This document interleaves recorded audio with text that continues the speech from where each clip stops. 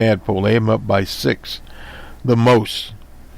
And then the Survey USA poll, an average poll. And then, of course, we have here the Fox News poll. That is Pulse, which is Rasmussen.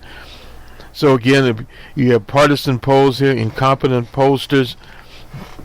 And the Reuters poll is an interesting poll, has 4. So, in other words, they put him at 2. The Courier Journal has Grimes up by 2. That is the latest polling, and so they've done it an average of 3 in that race, which 3, depending on which poll, is either in the margin of error or slightly above it. And these models have favored McConnell. So we look at some of the other polling while we are here in this episode covering Kentucky. New Hampshire has, let's see, who is this? This is New England College. He has Ronway Brown up by 1 over Jeannie Sheehan. Remington Research Group has Roberts up by 2. That's out in Kansas. That's in the mark 46-48. Survey USA has Tillis up by 1. That's in North Carolina. Sullivan has went down to 3 over Baggage. 48. And into Florida, this is CNN has Chris and Scott tied. And the Survey USA has Chris up by 4. That's a very, very close race. The Real Clear Politics has the battle at 10 toss-ups, 45 and 45. So that's basically depending on the poll that you look at as to where the various candidates are. Well, let's grab a couple of other things and we'll go on to the debate.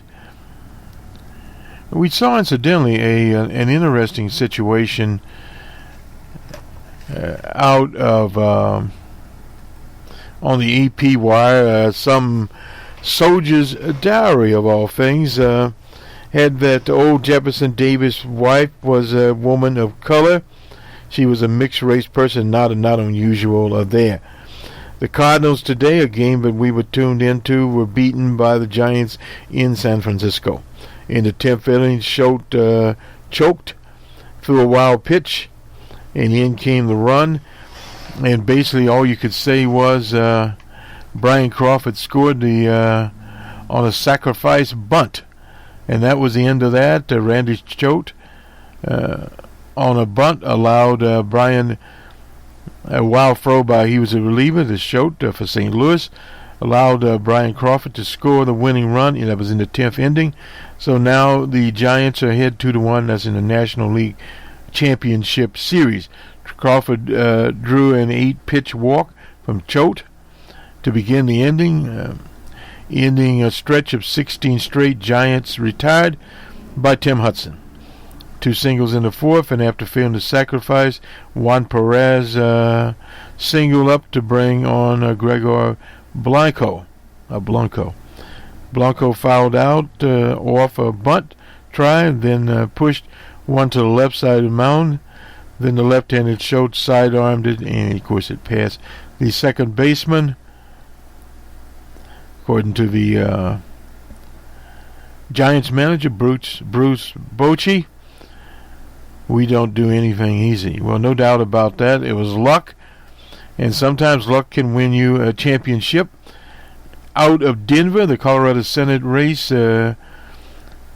momentum they claim here favors Gardner. This is from the Denver Post.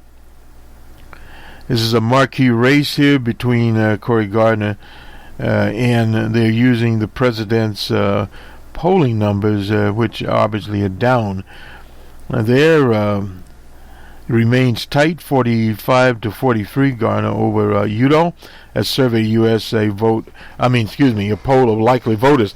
Now in Colorado, it's a mail-in situation, is in the margin of error. The Post's poll conducted Thursday through Sunday has a margin of error of 4.1%, very large there. There's been momentum that is unmistakable for Gardner, and a racing advantage that Cory Gardner had earlier there. A 10-point lead among independents in September has disappeared. That's for Udall. Both ships again despite Democratic efforts, and that was one of the reasons given by the Democratic Senatorial Committee to pull out of Kentucky. Now, Udall's favorables is at 36%. That's somewhere you don't want to have him. They really beat him down with the money. Garner's more popular a month ago, where they were evenly split. Now his is at 43 and 38. Now, High Point University released a poll also where Garner held a 4-point lead. That was also conducted by Survey USA from the 4th through the 8th, using different methodologies. One factor evident in both polls was the approval rating of President Obama. In the post poll, 2/3 of likely voters suggested their feelings about the president are a factor in how they will vote. We'll have more on our Wednesday presentation about this. Won't go into it too much, but basically starting to see some of the breakdown. Males, females, males 49, females 41 with Garner, and males 38 with Udall, 48 females. That's a change of -1, not much there at all. And some of the others, and won't really go into it. Anyway, that will do it for us. On to the debate between the minority leader of the Senate, one Mitch McConnell from Louisville, Kentucky, and Alison-Lundergan-Grimes, the young Secretary of State there in the Commonwealth of Kentucky. Good day. On Twitter at BillKET. Send an email to kytonight@ket.org. Use the web form at ket.org/kytonight. Click on Contact Us. Or you may call 1-800-494-7605. Please include your first and last name, town or county on all messages. Thanks very much for being here tonight on Kentucky Tonight. Secretary Grimes, you have labeled Senator McConnell,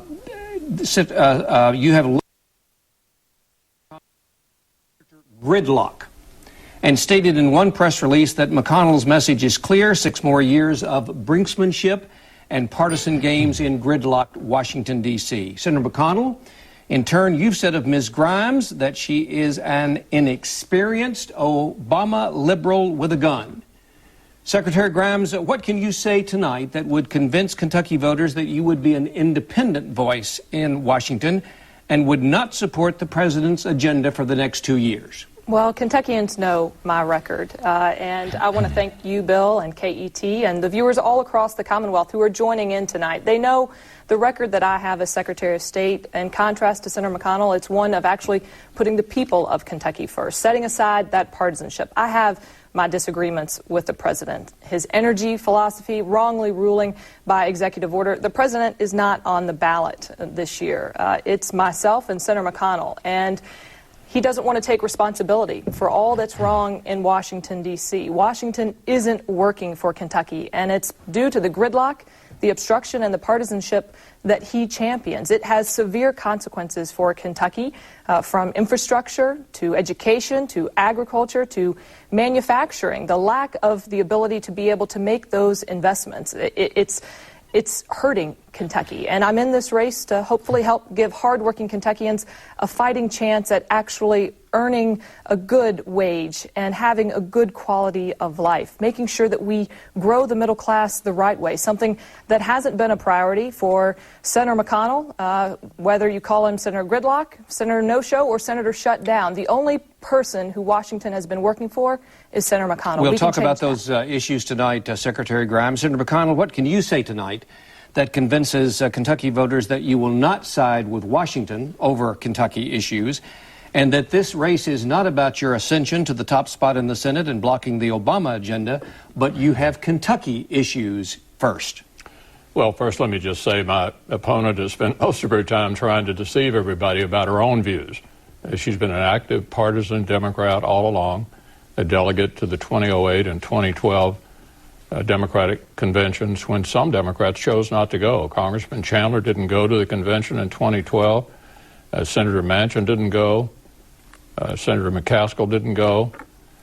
She's made a major effort to try to deceive the people of Kentucky about her own views and where she's likely to go if she were to get there. With regard to my own record, there have been three major bipartisan agreements during the Obama years between Republicans and Democrats. The Vice President and I have negotiated every one of them. The December 2010 two-year extension of the Bush tax cuts, the August 2011 Budget Control Act, the fiscal cliff deal on New Year's Eve of 2012, which made 99% of the Bush tax cuts permanent and also got a $5 million per person estate tax exemption, which is really significant for family farms and small businesses here in Kentucky. 99% of them will not have to be sold in order to get them down to the next generation. So look, I'm prepared to negotiate with the other side when we can find areas of agreement, but I don't share the president's agenda that I think has been demonstrably bad for America and for Kentucky. Well, Senator, if reelected and the Senate remains a Democratic majority, how would your agenda be different? Look, as I've said, I have been prepared to negotiate with the Democrats when we can find areas of agreement.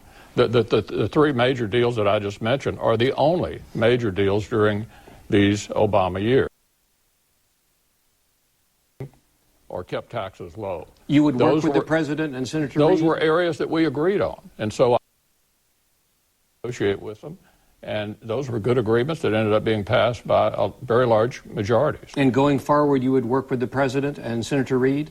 Look, the president has said, for example, that we ought to do comprehensive tax reform. We now have the highest